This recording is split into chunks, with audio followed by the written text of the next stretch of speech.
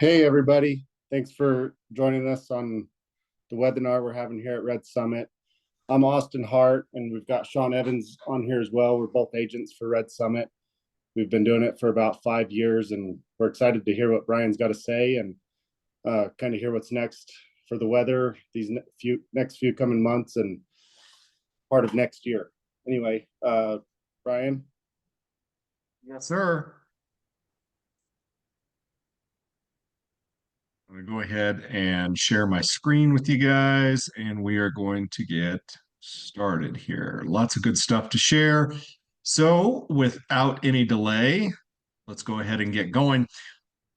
This again is going to be looking over the next several months. This will carry us through this fall, winter, and actually into the early part of spring. And for those of you that may have not have seen these webinars before, obviously, the farther you go out in time, the accuracy gets cut a little bit. But we have some things put together for you today that I think you're going to find useful. So, in the meantime, before we talk about the future, let's talk about the past. And this is what the drought indicator looks like over the past 1 to 4 months. Now, if you look across the western half of the country, you see a lot of yellow, red, and orange on the map. That's especially true across parts of New Mexico, Texas, Arizona, southern Nevada, northwest Utah, and really the state of Wyoming has been in terrible shape now for quite some time. The only exception is the far northwest corner, but we've been dealing with terrible wildfire situations going on in Wyoming and some really bad drought across really the eastern 2/3 of the state. So, really haves and have nots type of a thing. That's the way it always goes.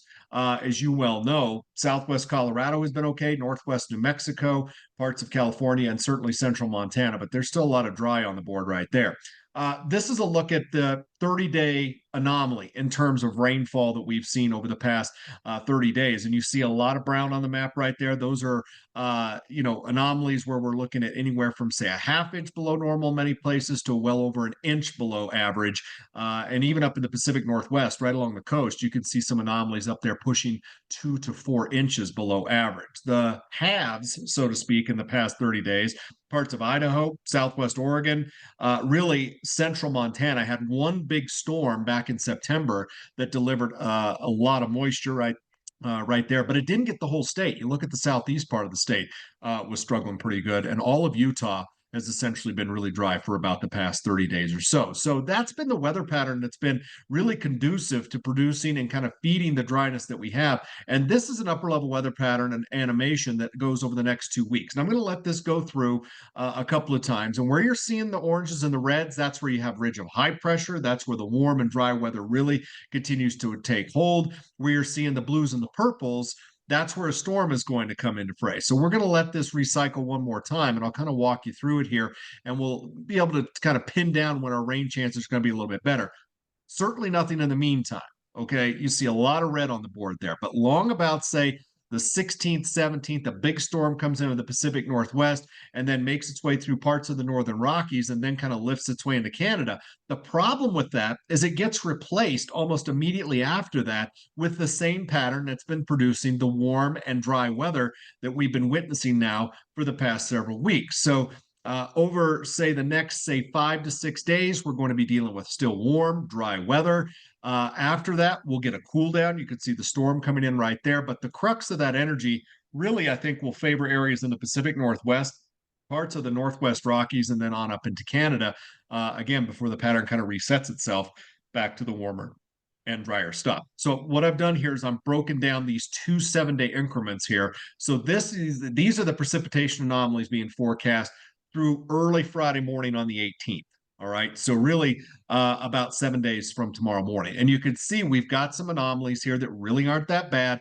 Most of the stout dry ones are along and east of the Continental Divide. That's not saying a whole lot because we typically don't see a ton of moisture across some of these areas this time of year. But if we look beyond that time frame, I think you'll see a little bit better help there for certain areas. Temperature-wise, over the next, say, 7 days, right through the early morning on the 18th, these are temperature anomalies being forecast anywhere from 5 to 15, 16 degrees above average, depending on your location.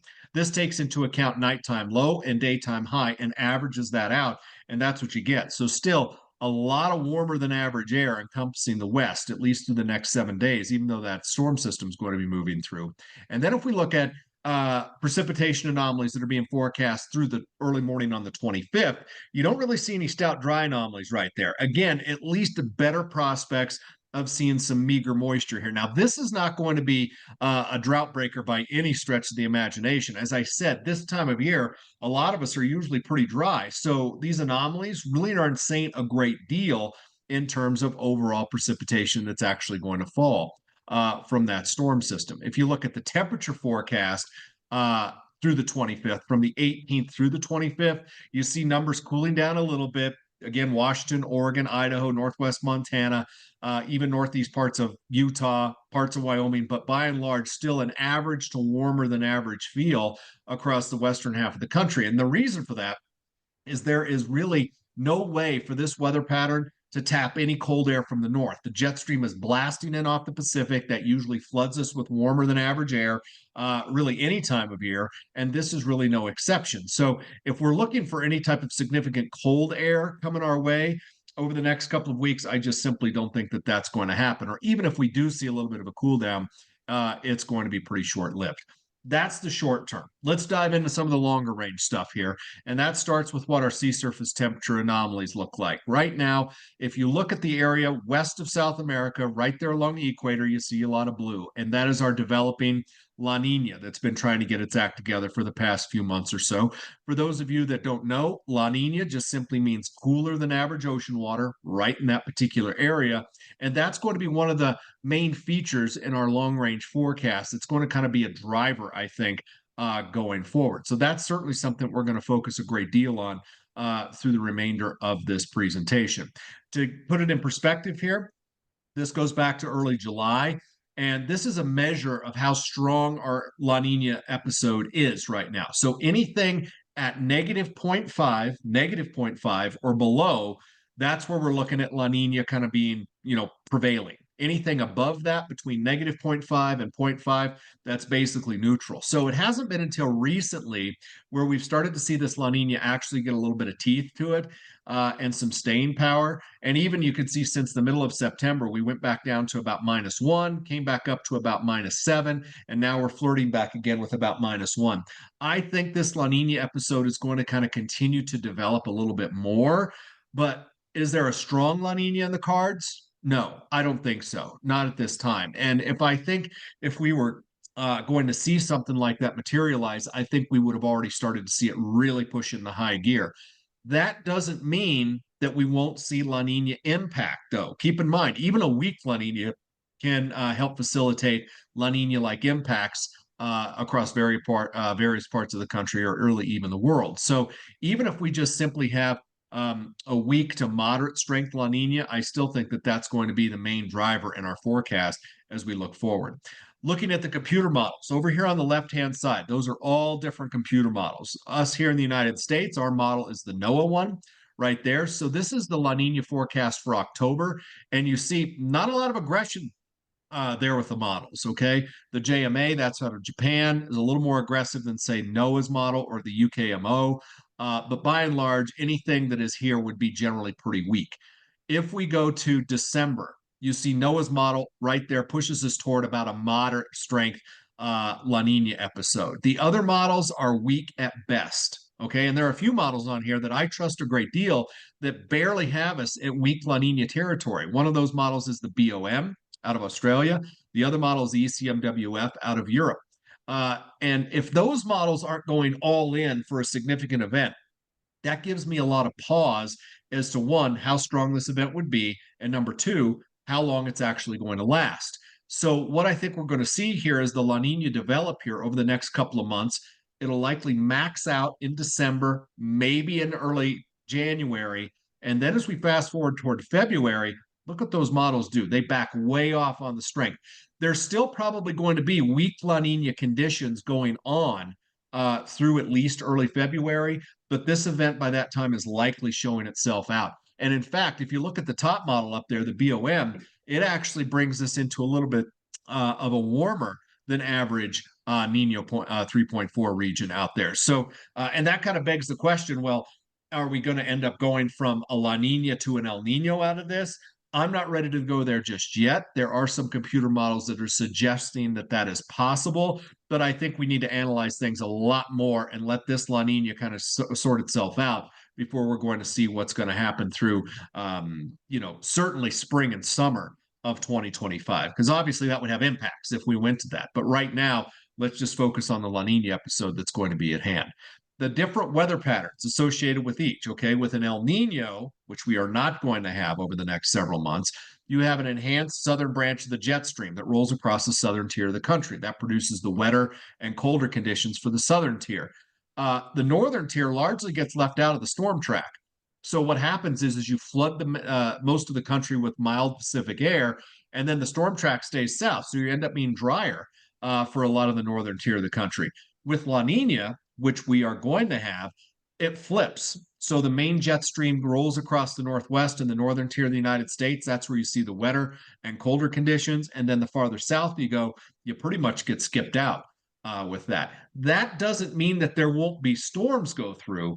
That just simply decreases the amount of moisture producing storms and their frequency for those southern areas versus areas farther north. So I want to be clear about that. Some people say, well, it's not going to rain or snow at all. That's not entirely the case. It's really about the frequency on average of what those storms are doing. And most of those with this type of pattern, with the La Nina pattern, favor the northern tier of the United States. So with that in mind, let's see what the computer models are showing here. This is from the Euro seasonal model, looking at precipitation anomalies. Again, we're looking at the anomaly here. So even if you are in the brown, that doesn't necessarily mean you're going to get completely shut out. It just simply means the tip in your forecast is toward drier than average, and vice versa if you're in the green. So you can see here in November, certainly the northern tier of the United States is kind of locked into the greener side of things, indicating the likelihood for above average moisture for the month of November. If we go to December, you can see the Pacific Northwest, parts of the Northern Rockies, they're kind of in that bullseye, that green. Other areas, just kind of a mixed bag. No hugely stout dry signal until you get down into parts of Arizona and New Mexico, and then maybe across parts of the Southeast. But December, we might see a little bit of a break in that as La Nina maxes out. And then as we head toward January, you see that pattern is kind of right back here where we're wetter than average for a large part of the Pacific Northwest, the Northern Rockies, the Northern Plains into the Great Lakes, Ohio Valley, even extending down parts of the Appalachians southward toward the Gulf Coast. But if you live through most of California, Arizona, New Mexico, Southeast Colorado, most of Kansas, most of Texas, that's where the stoutest dry signal is located on the Euro model for January. For the month of February, again, the farther northwest you go, the wetter you're likely going to be. So areas of California, southern Nevada, southern Utah, again, through the Four Corner states, especially Arizona, New Mexico, eastern Colorado, Kansas, Texas, those areas are likely where the strongest dry signal is going to be through February.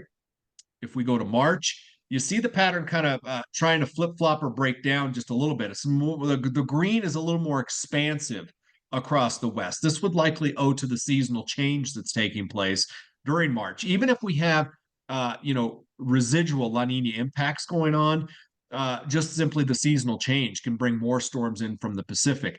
But if you live east of the Rockies there, eastern Colorado, right through eastern New Mexico, the panhandles, western Kansas on up in Nebraska, again, that dry signal is likely going to be hard to break even into the month of March with that seasonal change. And same thing goes here in April. You see those same areas that are dry remain dry, where we start to actually moisten things up out across parts of the West and also down across parts of Texas. Now, again, this is a long ways out there. We're talking several months in advance. So I don't want to put all our eggs in one basket with this, but with La Nina exiting, you see how the dry signal that was in the Southwest kind of goes away. We're still wetter than average across most of those areas that were wetter than average across most of the winter months. So if we loosen that grip from La Nina, things kind of sort themselves out according kind of to the seasonal change that's going on. So that's what the Euro model has to say. I think showing you the NMME model, which is next, you're going to see a lot of similar things that are going on here as well. So if we go to that, the November forecast has a little bit more of a drier flavor here across most of the country. The only wetter than average place would be the Pacific Northwest, parts of the Northern Rockies.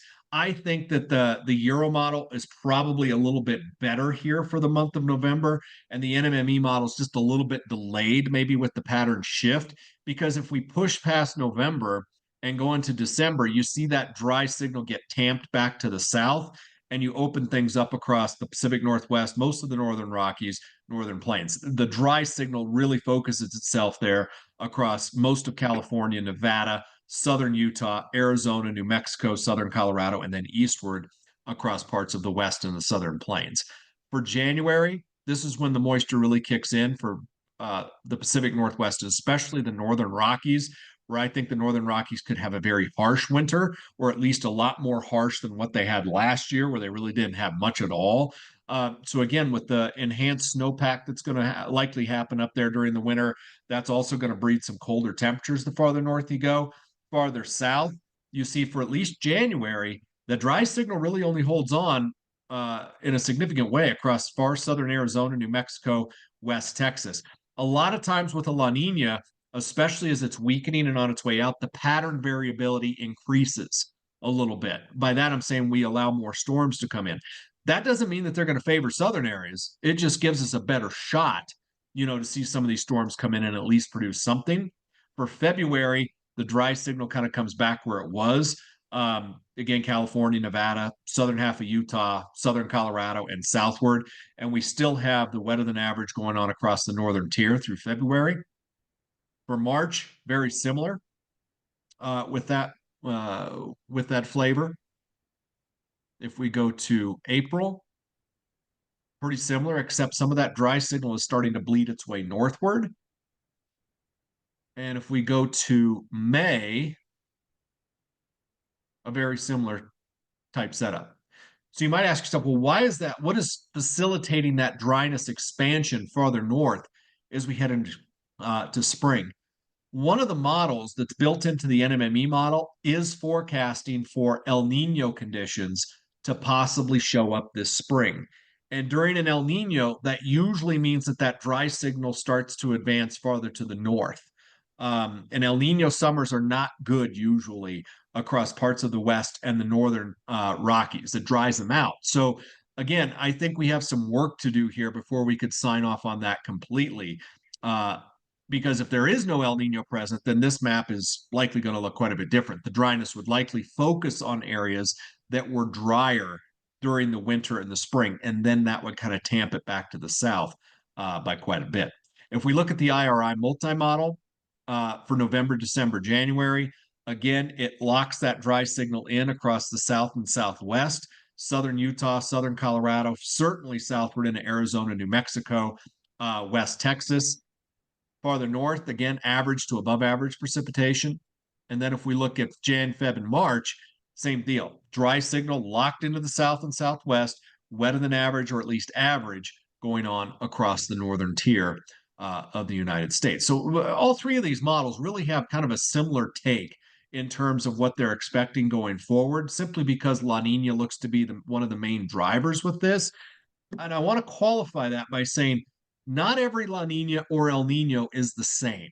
And there can be some unexpected outcomes with these events. For example, a couple of years ago, California had record snowfall during a La Nina episode. And throughout history, 8 out of 10 years are really dry for the majority of California during the wet season. So that bucked that 80% chance right there. I'm not saying that can't happen or will happen. I'm just saying it's something that we have to be mindful of, that we can't put all our eggs in one basket, because there are other elements at play with the seasonal variability that goes on that can kind of stir the pot just a little bit. But overall, the flavor with the overall storm track favors areas farther north and northwest with better moisture, and certainly drier the farther south and southwest that you go. If we go to, actually, this is just one more, the Jan, Feb, and March I just showed you. I had that in there twice, so I apologize. But if you have any questions about this, the modeling, you can feel free to ask me. Let's look at some historics, though, because what I've done for you is I went back through history and I looked at every weak to moderate La Nina since 1950. And those are all the years that are up there. that I've laid out for you.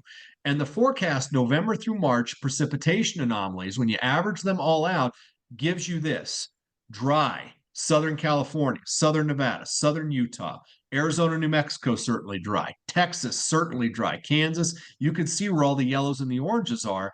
And then if you go to the Northwest, you see all the greens and the blues. That's where it was wetter than average when you average all of those years out, November to March.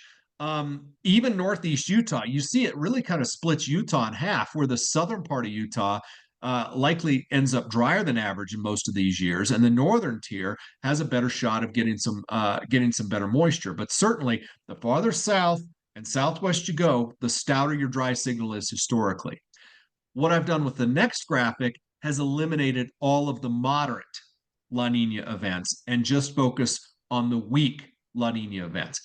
It has somewhat of the same signal. Okay, the farther north and northwest you go, the wetter you are. All of Idaho, western Montana, western Wyoming, western Colorado, northeast Utah, but it still has that residual dry signal for southeast California, Arizona, eastward across parts of central and southwest Kansas and Texas, and then across parts of the mid-Atlantic and southeast. So you can see here, even by just diminishing the strength of the La Nina, allows for better pattern variability to come into play, and the dry signal is not as prominent. So I think the thing that's really on the table for the next few weeks or so is to really determine the staying power of this La Nina and how strong it's actually going to get. Again, I don't think a strong event is in the cards.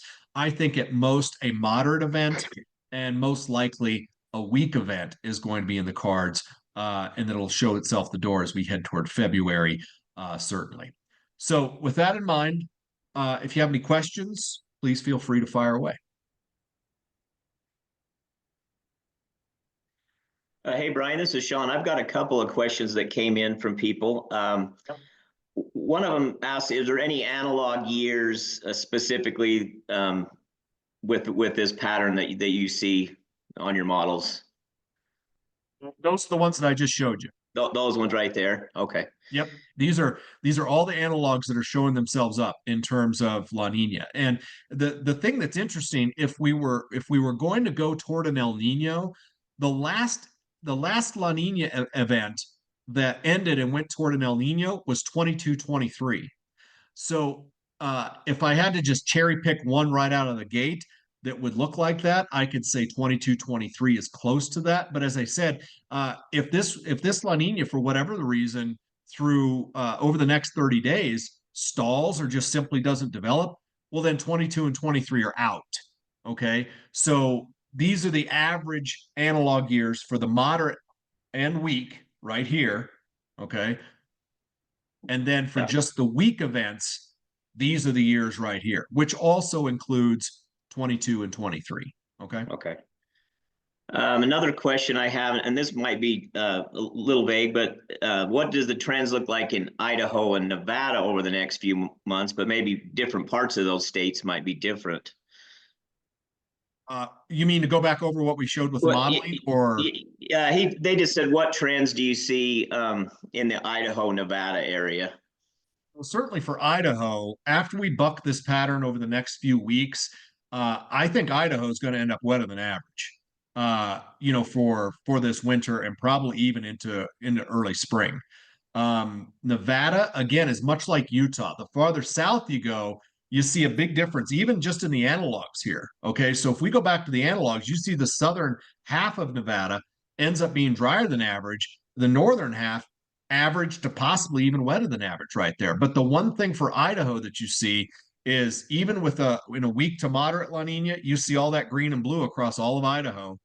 And then if we take the moderate events out, you still see Idaho still firmly in the greens and the blues. And this is something that I've been talking to a lot of folks over Western Montana about too, is, because there was no snowpack up there last year. I think some areas got about 40% of average. So they need a big recovery winter up there. And I think they have a good chance to get it too. Gotcha.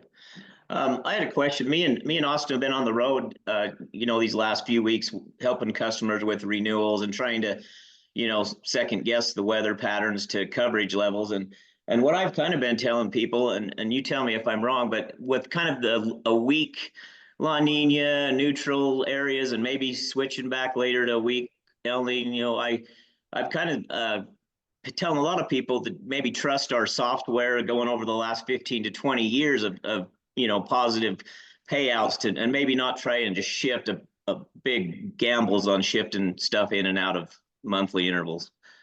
I think it depends largely where you are. I think Yeah. if you were going to gamble in a large way for a significant dry interval or two, I think it all depends on how far southwest you live.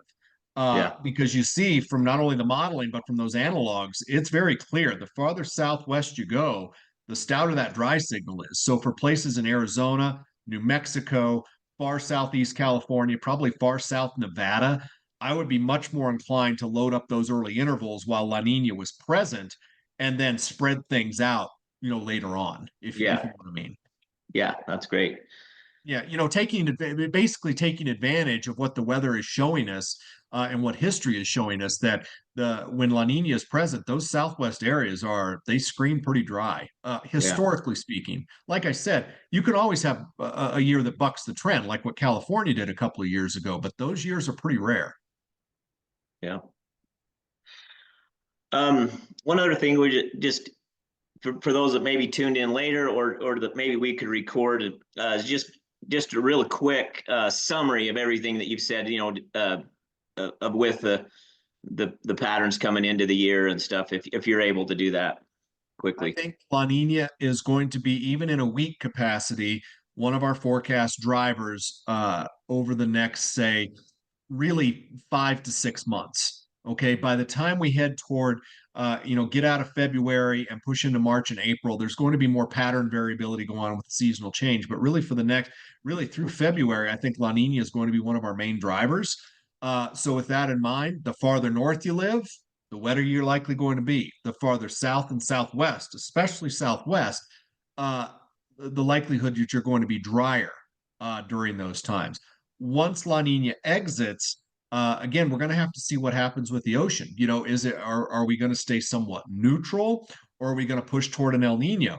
If we push toward that El Nino, I would say that, areas up north, and by north, I say, the Pacific Northwest, Idaho, Montana, northern Wyoming, those areas that might see a more harsh type winter and get quite a bit of snow could completely flip the script next summer if we have an El Nino happen and dry out. So, that's something that we're going to have to determine over the next few months, the likelihood of that happening and how we would prepare for it.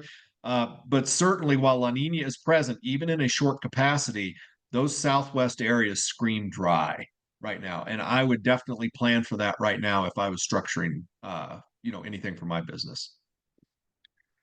That's great.